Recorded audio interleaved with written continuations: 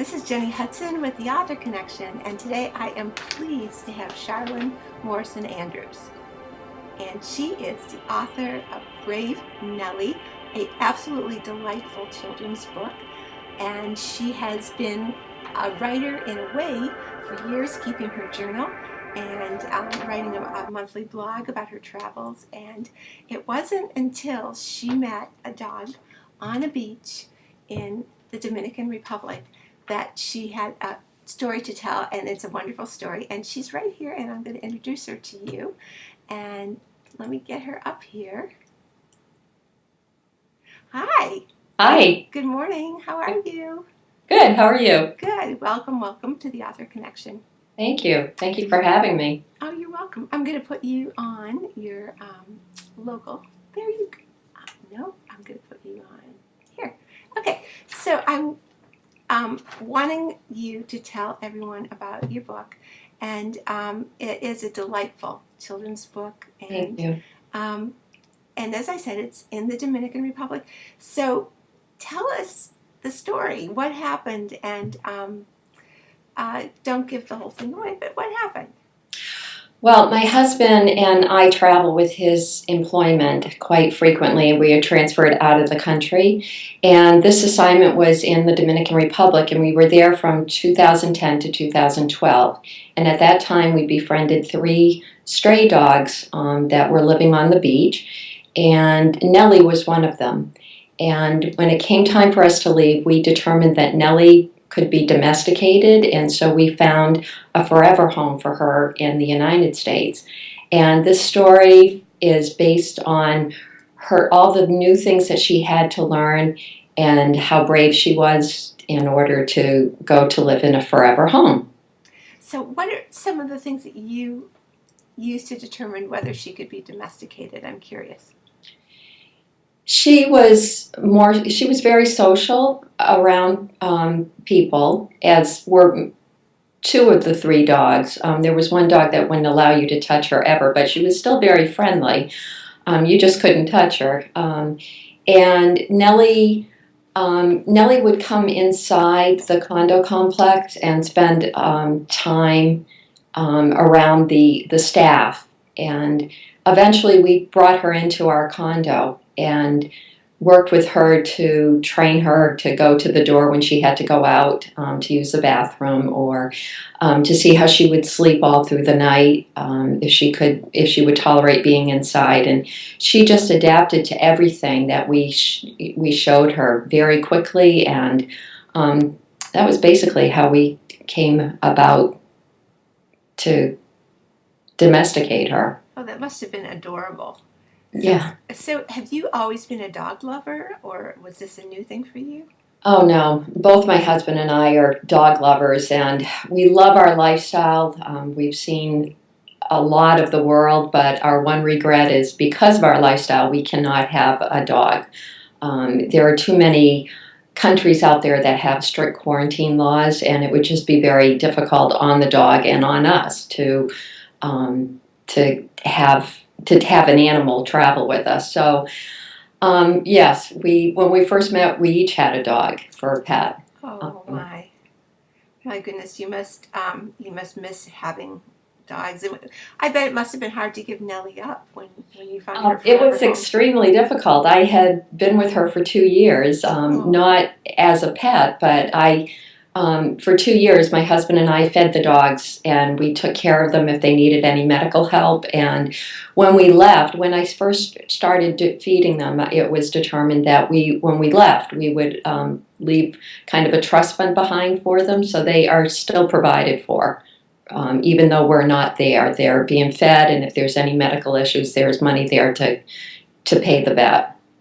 So it was very difficult, and when I gave her to the forever family, it was, I know it was the best thing for Nellie, but it was very, very hard, yes. Oh, I can imagine. So is this forever family in the Dominican Republic then? No, they're in the States. We flew Nellie back to Maine, and we had her in Maine for where our home is. We had her in Maine for 2 weeks, and then I drove her. At the time, her forever family lived in Michigan.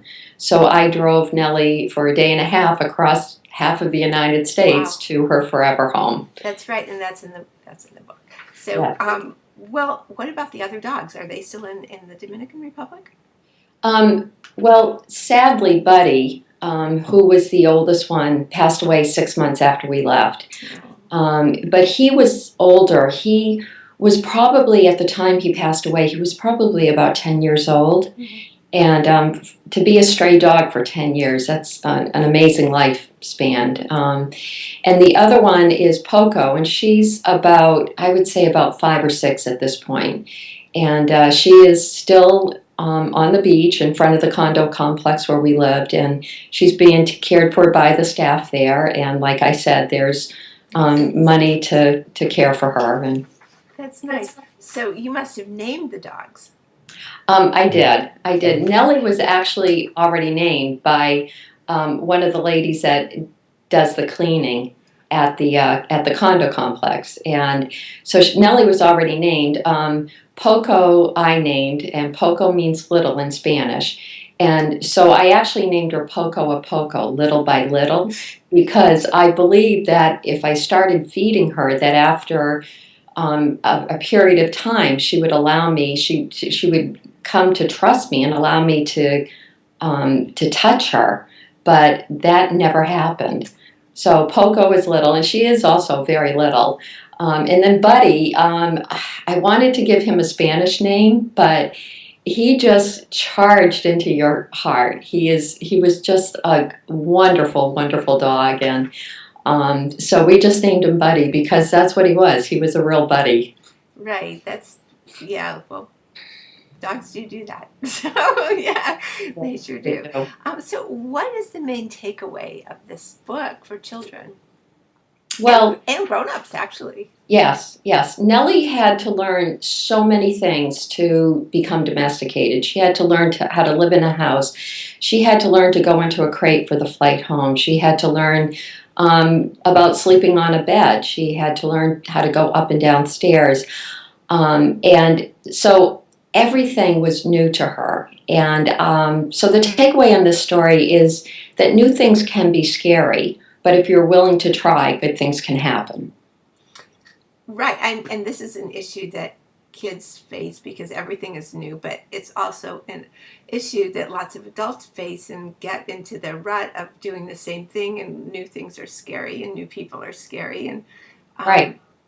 So Nellie is kind of a poster child for trying new things. That's really great. And so what age group do you think would enjoy this book the most? Because I think the message is for everyone, really. Well, yes, and that's, I started out as a children's book, but as it has developed, I feel that it is for all ages. Like you said, young children are faced with new things that they have to encounter every day. The first day of school, going to the dentist, possibly a hospital stay. Their first day at the Girl Scout meeting or Boy Scout meeting, whatever. And but those challenges are out there constantly as we grow. For like a young person going to the freshman year in high school or the first year in college, or someone that has graduated from college and is traveling halfway across the United States for their first job, or or halfway across the world for their first job. So we are constantly being challenged to step outside of our comfort level. And so this message is for everyone that if, new things are scary, but if you're willing to try, good things can happen. That's a really good message. So tell us about the illustrations, which are wonderful. Thank you. I was blessed to find an amazing young illustrator, Lucas Richards, and he has recently graduated with a degree in art and media from the University of Maine here in Orono. And he captured the story and was able to explain it in his art just amazing.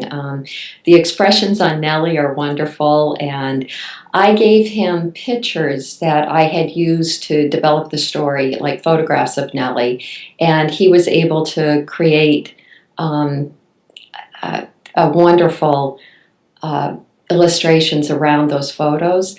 And one in particular, I loved all that he did of Nellie, but one that in particular is Petey, the dog. And the Forever family had Petey, which was another dog that they had rescued.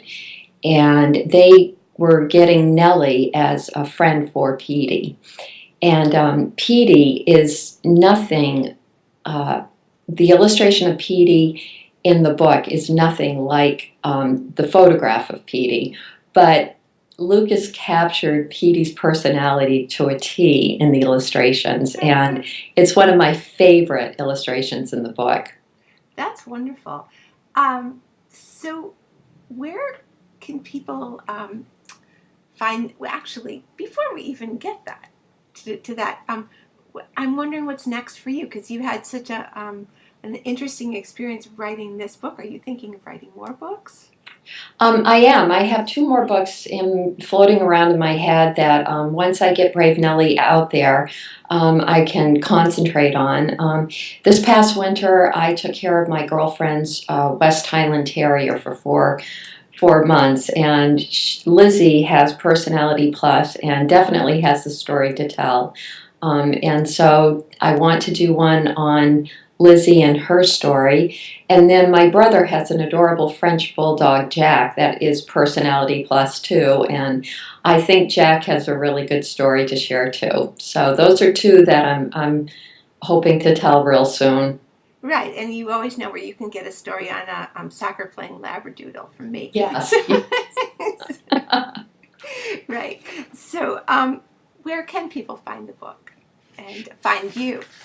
Currently it's on Amazon.com, the paperback. I am hoping that the hardcover, I will receive the proof copy today, as a matter of fact, and that as soon as I review it, that will be available too. But the paperback is available right now on Amazon.com and BarnesandNobles.com.